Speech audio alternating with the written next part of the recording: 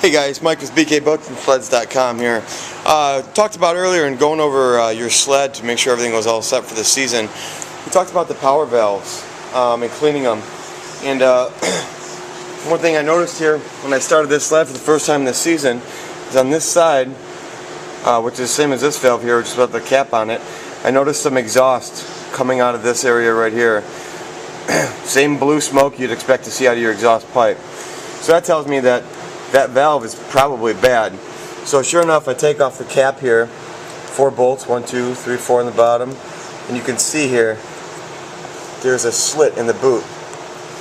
So what I need to do is I need to pretty much take off this boot here. Probably pour some oil out, it's alright. Take the spring off, and right here I need to loosen this nut. Now keep in mind, there's a little bit of Loctite on that nut, which is on the end of the valve. And you actually probably want to heat that up with a torch here a little bit before you try and crank on that. Because what will happen is you'll actually just break the stem of your valve off. But once you get that warm enough, you don't have to worry about damaging the boot, it's already junk anyway.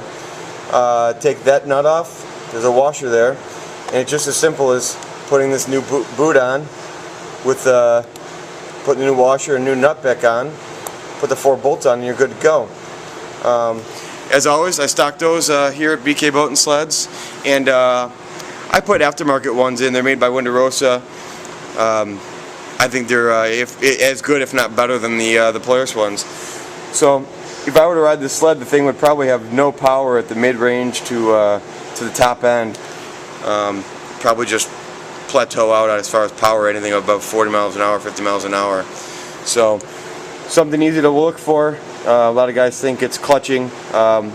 Gives a very, very similar symptom to a bad secondary clutch.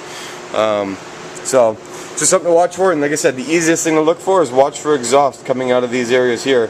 Oh, they're all a little different, but long and short of it is you shouldn't see exhaust coming out. You may see air come out, puffs of air from this valve moving in and out, which is okay as long as it's not literally exhaust from the motor.